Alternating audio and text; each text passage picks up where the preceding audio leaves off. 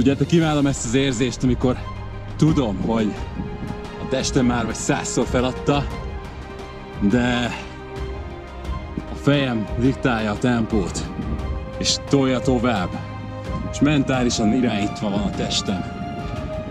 És egyszerűen bármeddig elmehetek így, azt érzem, és szinte egy ilyen halhatatlan érzést ad, mikor már sokat túllendültél a boltokon.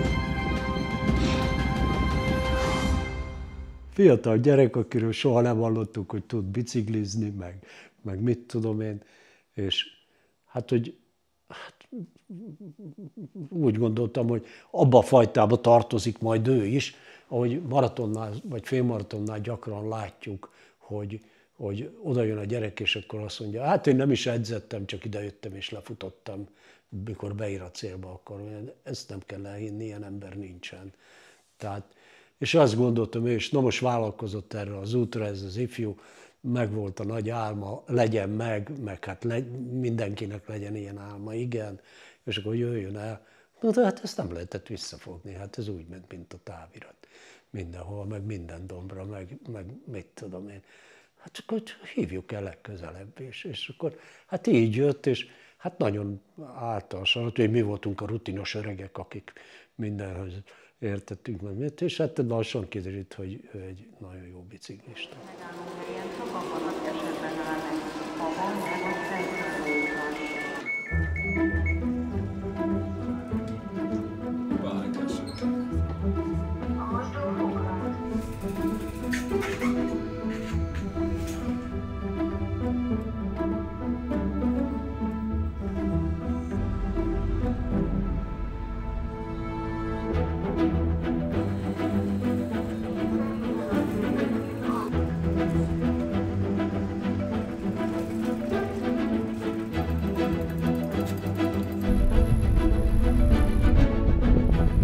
Az egész Alpok Traverse.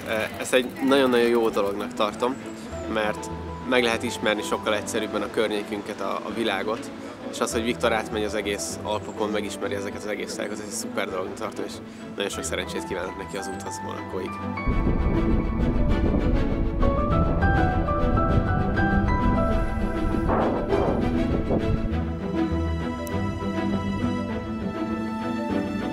Örülök, hogy velünk itt Attila, mert nagyon feldobta az egész közeget, ezt a start hangulatot.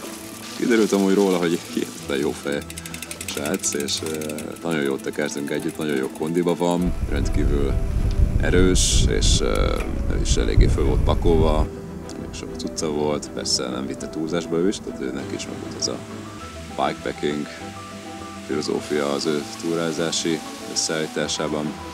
És hát nagyon jókat beszélgettünk, tehát hihetetlen jó társaság volt, nagyon jó volt vele cangázni.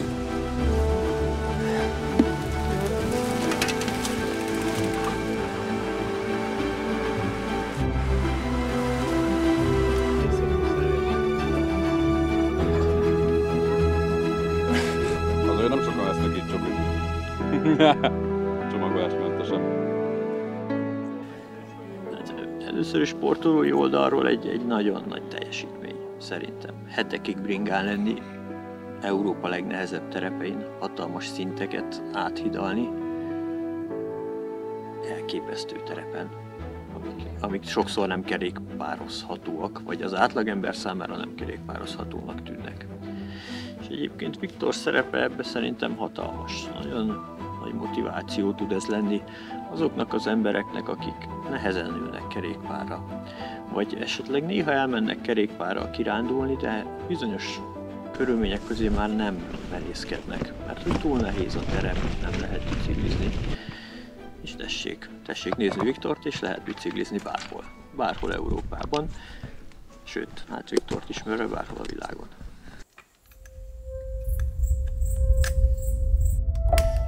Jó, kész.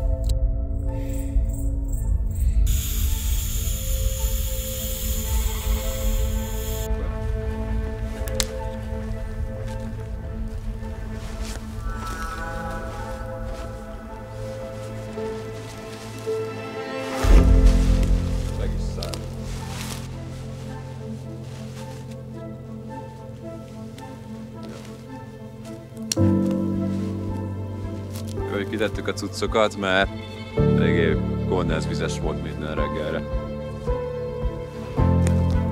Mostantól úgy fog kinézni ez az Alpok átkelés, hogy részt ilyen alpesi legelőkön tekerünk át, és nagyjából ilyen 1000 és 2000 méter között mozgunk. Hát persze néha bemegyünk ilyen 1000 alá, de javarészt ugye ez a cél, hogy az összes ilyen magas hegyi legelőn, meg ilyen hegygerinc közelében mozogjunk. Most ez sikerülni is fog, ugyanis konkrétan itt van a Vajcs, vagy Fajcs, nem is tudom, hogy ejtik ki, és akkor annak pont a gerincén fogunk fölbringázni. Ezt utána következik a Hochschwab 4.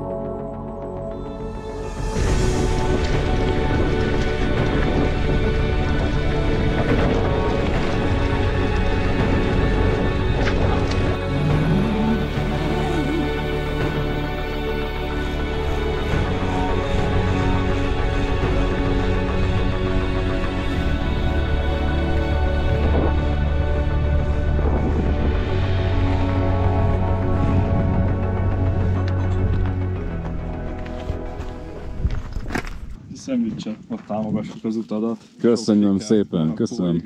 Jó egészséget. Köszi szépen.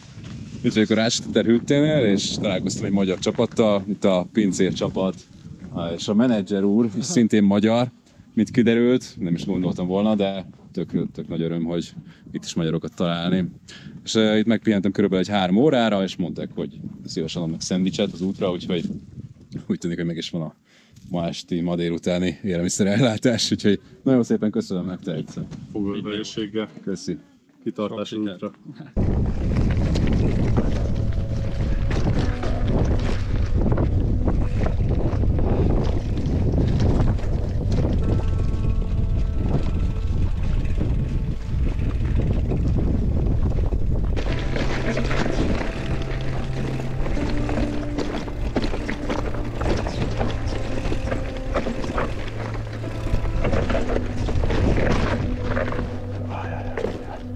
Volt egy kisebb bukásom, egy elég alacsony sebességnél, mentem lefelé, és egy ilyen bukkanóba elnéztem a mélységet, és túlságosan mély volt a bukkanó. Úgyhogy hát előre dőltem. Semmi extra nem történt igazából, tehát hogy csak tompítottam, aztán fel is álltam és mentem tovább. Viszont észrevettem, hogy valami nem jó a bringán, és rájöttem, hogy hát eltört a hátsó felfüggesztésnek a főtengelye. Szóval ez itt, ez gyakorlatilag látszik is, hogy eltört. Próbáltam meghúzni, de bebizonyosodott, hogy tényleg el van törve. Mert ugye a tengely túloldala az nem mozgott, az egy helyben állt, szóval egész biztos, hogy ez a tengely sajnos törött. Úgyhogy be kell rendelnem egy új tengelyt a Kóbától. Remélem jó hamar ki tudják szállítani ide Ausztriában. És hát addig maximum tolni tudom a biciklit. Tehát hogyha ezt a hátsó villát, ezt megterhelem egy ponton, mert ugye most csak ezen a ponton fekszik föl, hát akkor valószínűleg még a hátsó váz háromszög is sérülhet. Hát, hogy semmi baj nem lesz, de inkább nem kockáztatok.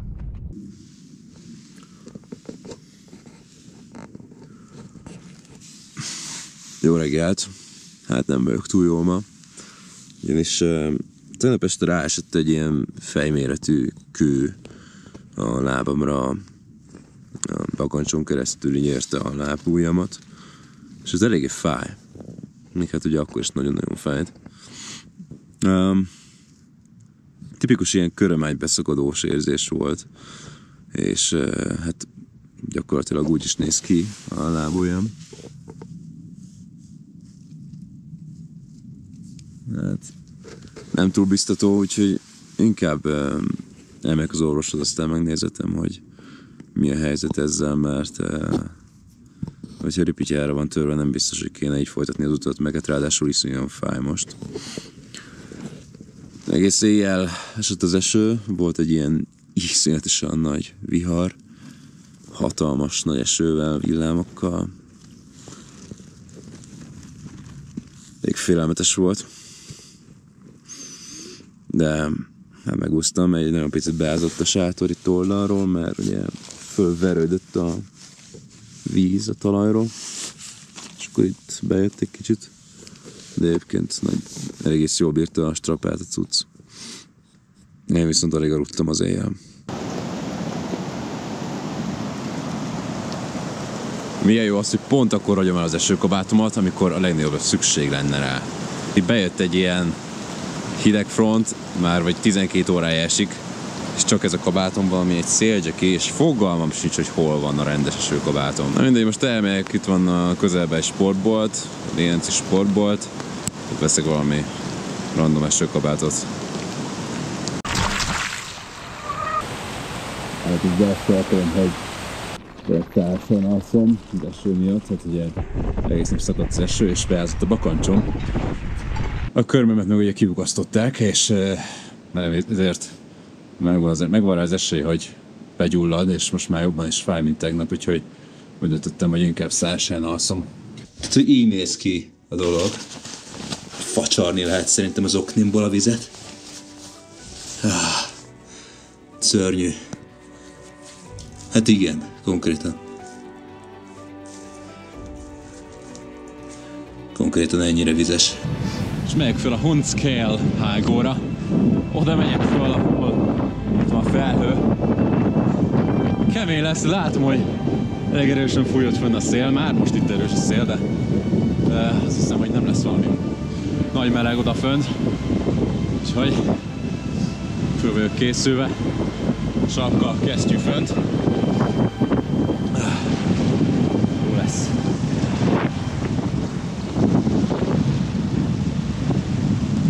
Fölértem Hundscale jobbra, és egy kicsit esik a hó, meg a havas eső. 2550 méter magasságban vagyok, és az a nagyon jó hírem van, hogy ez innen egy kerékpáros és gyalogos út, tehát hogy montizni lehet rajta elvileg. Szóval ki van jelölve útzásra, magyarul röggeszthető lesz innen lefele.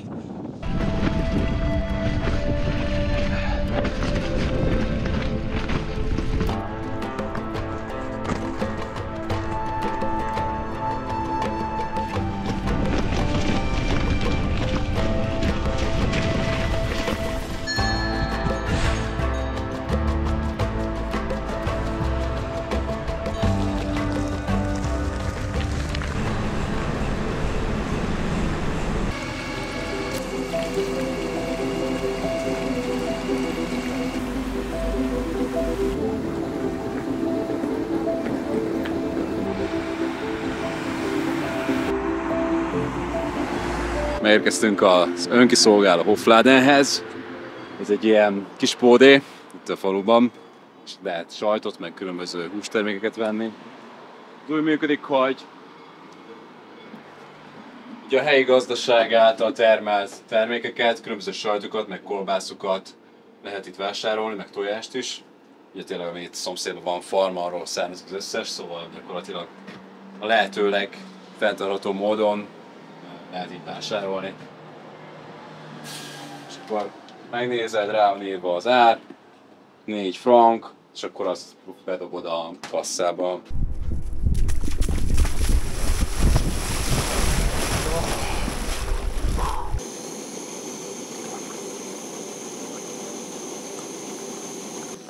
Itt vagyunk Lenzerheide fölött. Nem úgy terveztük, hogy itt alszunk, de van ez a kerékpáros teszt hétvége, Svájc legnagyobb kerékpáros teszt hétvégéje, ahol pályán, rendes ösvényen lehet kipróbálni különböző csúcskategóriás bringákat, úgyhogy ide érkeztünk.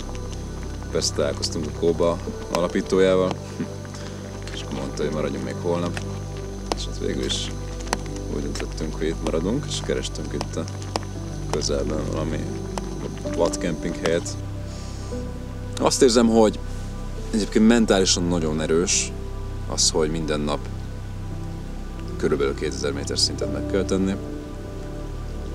És azt is érzem, hogy ez egy remek felkészülés a jövő évi nagy expedícióra, Himalájára. Mert hogy ott is nagyjából ez lesz, inkább ott ilyen 1500-ak lesznek naponta, de persze sokkal nagyobb magasságokban, tehát nagyjából realisztikus ez a napi 2000 méter szint.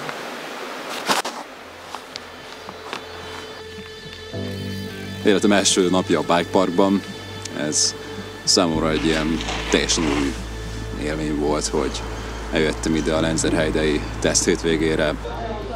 Itt van egy 160 mm mozgó trail bringa, inkább enduro bringa. Ez az új fejlesztésük, a Trail Tool, második verziója. Pedállal van szerelve, karbonfelnik. Nézzük a mérlegen, hogy mennyi.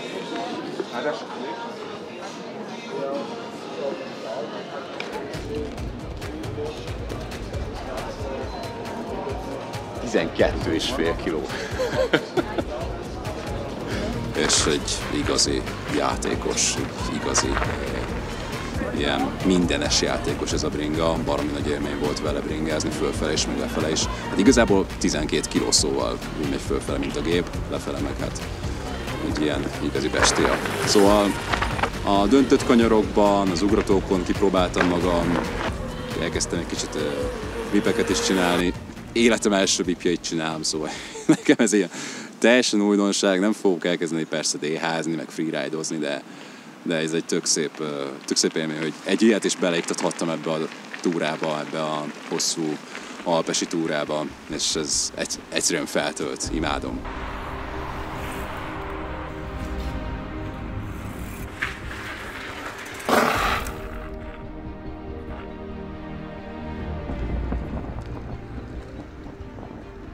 Azt hiszem, hogy kellene nekem egy pihenőnap, mert már 7 napig nyomom a pedált, utolsó pihenőnap óta, és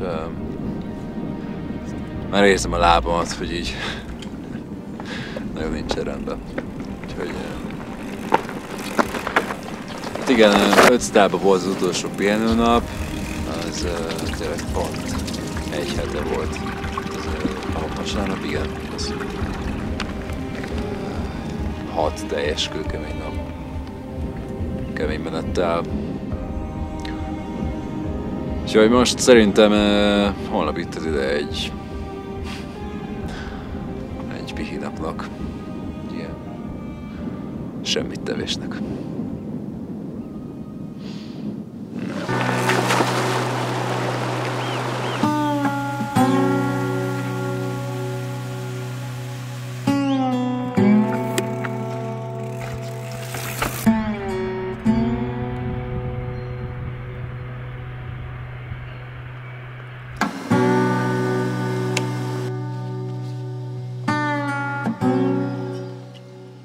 Na, itt vagyunk a benzinkútnál, és ugye mivel benzinfőzőnk van, és nem dobáljuk ki a gázpalackot minden 5. főzés után, mert ugye újra tölteni nyilván nem lehet minden sarkon, ezért néha tankolni kell.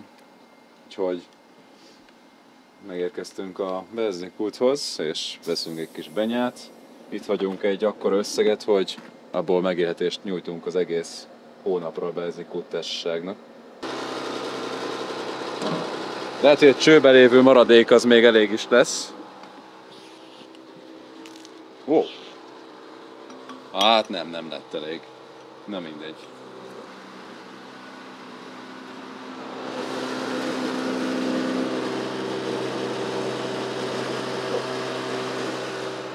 És már tele is van.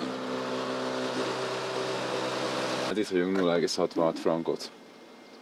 Azért ez nem nyege.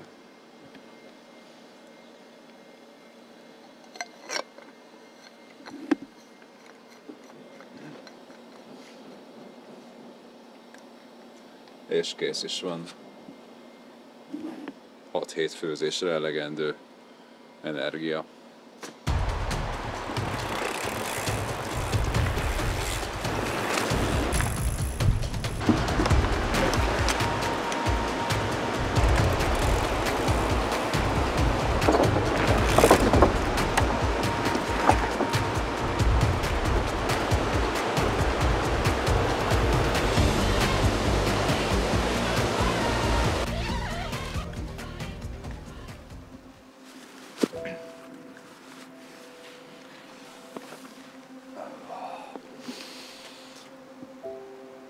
Jó.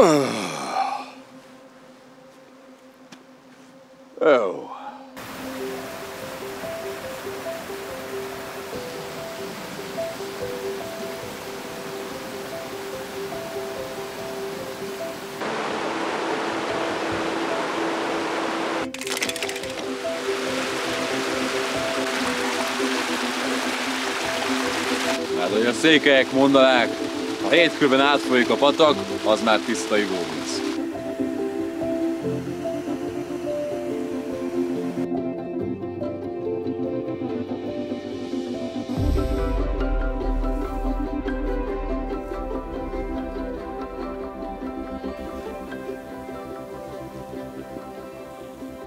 Hát ma reggel lettem figyelmes arra, hogy az ortlip táskám, hátsó, az itt fölnyílt, de így teljesen fölnyílt az egésznek az oldala, és kilátszik a betét, ez a merevítő betét, ami egyébként itt az első szakaszon teljesen be van harpadva, de valószínűleg azért is jött ki itt, azért kandikál jött ki.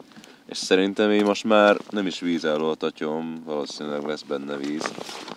Nem tudom, ezt most meg kéne nézni, hogy mi történik idebent.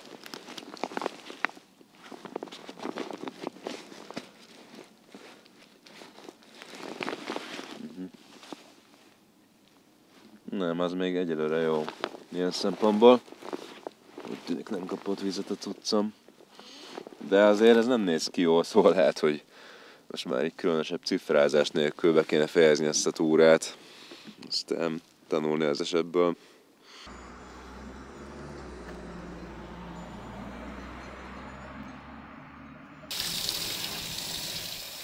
Megérkeztünk a publikus svájci mosolatóhoz. Furka hágó alatt egy pár száz méterrel. Mintha tudták volna, hogy nekünk éppen tiszta retek lesz az összes tudcunk. Főleg a sátor alap, meg a sátor. És most ki lehet mosni a tudzaikat. Csodálatos.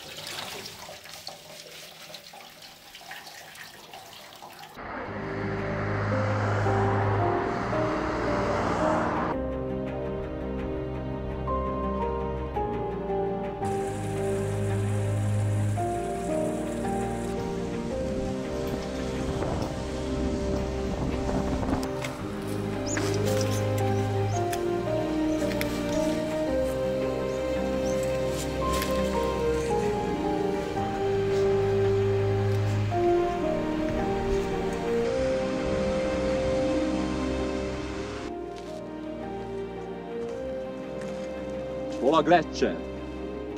Nem látom, amit látnom kellene. Mert hogy 15 éve, amikor gyerekként itt jártam, akkor a Gletscher nyelve odáig ért, ahol a vízesés kezdődik. És most ehhez képest ott van fönt valahol, éppen hogy csak látszik a csücsökbe. Nem azt mondom, hogy én soha nem használtam olyan dolgokat, amikkel hozzájárultam volna ehhez, mert hogy gyerekként, illetve fiatalabb koromban én is autóval jöttem ide többször is, több alkalommal is, és igazság szerint nem tudtam erről a dologról. És nem is tudunk nagyon sokan, mert egyszerűen sose tanultuk, és azt gondolom, hogy senkit nem lehet hibáztatni azért, de meg kell tanulnunk együtt élni, mint 8 milliárd ember ezen a földön fenntarthatóan, és azt gondolom, hogy mikor valaki ide látogat, hogy lássa ezt a csodát, használjon olyan eszközt, amivel nem rongálja ezt. Mert ezek nagyon érzékeny dolgok, ezek a gletszerek. Igaz, hogy nem olyan hasznosak, mint az autók, nem használjuk ugye minden nap. Viszont hogy csökkennek, zsugorodnak ezek a hósapkák, jégsapkák a hegységekben, illetve az északi, illetve a déli féltekén, így egyre kisebb felület veri vissza a napsugárzást a világűrbe, és ezért ugye jóval melegebb lesz, jóval könnyebben fognak ezek a felületek fölmelegedni, és ezzel egy újabb láncreakció alakul ki, amivel tovább növekszik a földfelszi hőmérséklete.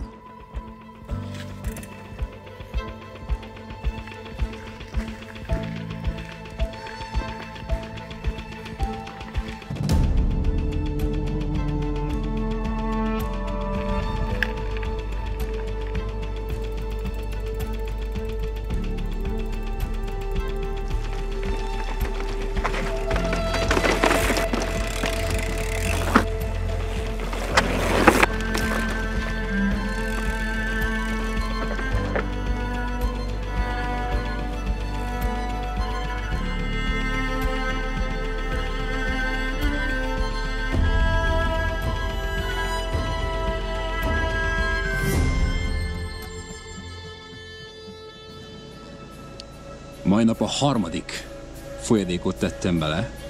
A harmadik alap folyadékot tettem bele ebbe a szarba, és egyszerűen 3 órán belül eresztett. És hogy nem bírom fölfogni, hogy miért nem bírja egyik folyadék se eltemíteni azt a rohadt lyukat, amit már a Tubeless kukac nem bír betemíteni. Idegbeteg vagyok ettől az egésztől.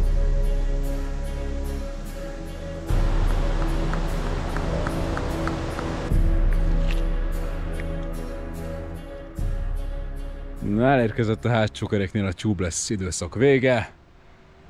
Már gyakorlatilag többet pumpáltam, mint tekertem, szóval semmi értelme nem volt. Úgyhogy beleteszem a belsőt szépen.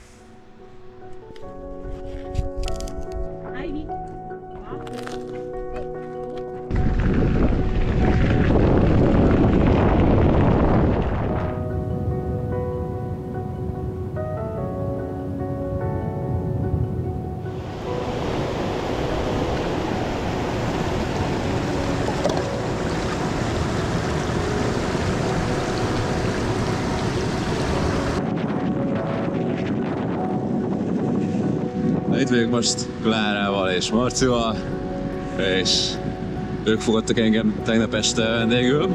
Ez az első vendéglátásom. És hát ők azért így bebizonyítják, hogy hogyan is lehet autó nélkül családdal közlekedni. Gletscher bringázás kilátásban. Ez azért ugye viszonylag tekerhető szakasznak tűnik. Mondjuk felveszem a hágóvasat, de szerintem menni fog simán.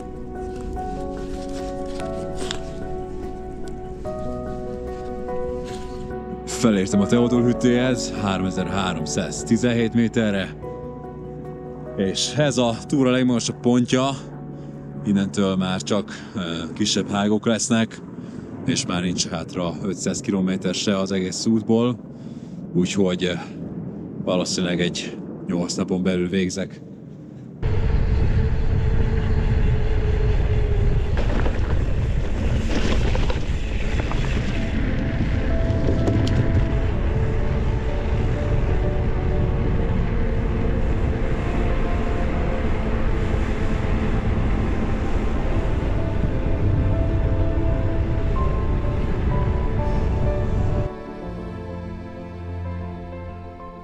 Én egy kis boltban szereztem magamnak egy csomó ilyen töretlen diót, úgyhogy ezeket most itt töröm föl. Itt vagyok fönt 2300 méteren, és éppen most kelt fel a nap, és itt van egy ilyen egyszerű szerszám, nagyon egyszerű, kőnek hívják. Ezzel föltöröm a diót. Helyileg megtermelt, organikus, finom olasz diót, és beleteszem a dobozomba, így aztán teljes mértékben csomagolásmentessé válik a dolog.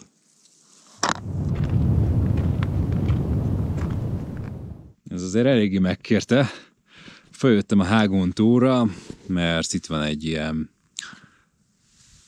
kör, igazából körbe fogja az aszfalt a hegyet, és ez itt a Cime della Bonette, és 2802 méteren vagyunk, ami elméletileg az Alpok legmagasabban fekvő pontja, ami aszfalton elérhető.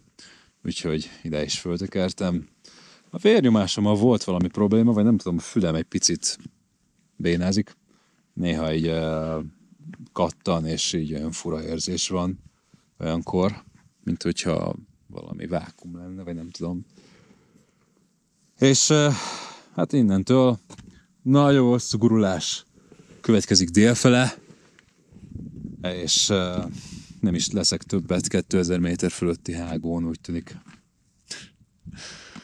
Úgyhogy már csak 100-valány kilométer Monaco.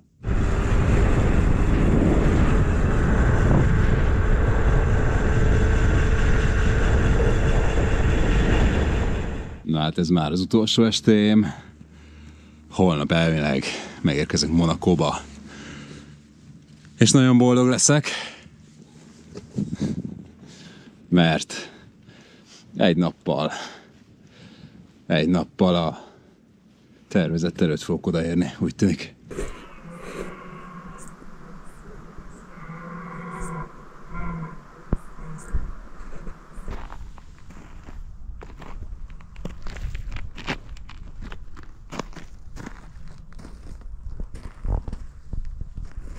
Ez az Alpok átkelés utolsó reggele. Mindössze 50 km vagyok Monacótól, kevesebb mint 1000 méter szinttel. Úgyhogy ma délután be fogom fejezni, és legurulok a tengerpartra, a földközi tenger partjára. És megmártózom a tengerben. Nagyon várom már a pillanatot. Ez egy igen hosszú és nehéz út volt, és elég kevés pihenővel.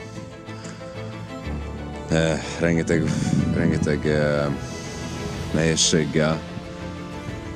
Igaz, még nem ért véget, de már érzem, hogy itt van.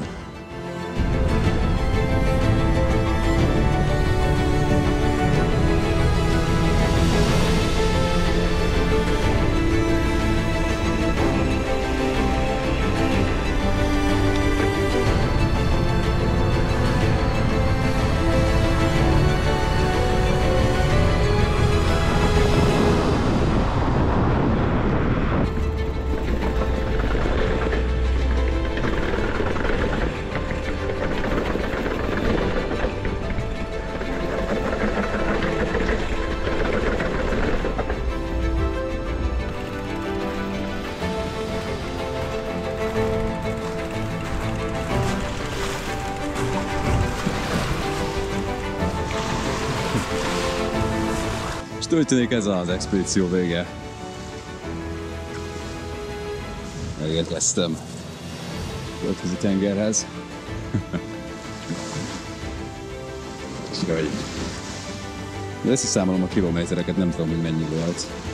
Nem tudom most ilyen számokat mondani, de kemény volt. Megkérte. Végig az egész Alpokon. Az Alpok legkeleti csücskétől a legdélibb részéig. Itt az idő csobbanni egyet.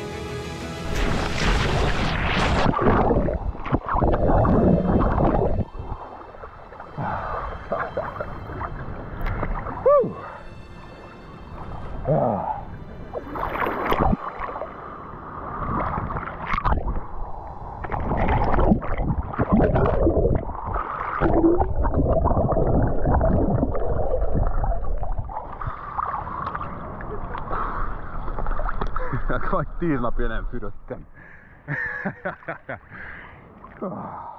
Jó lesz most már.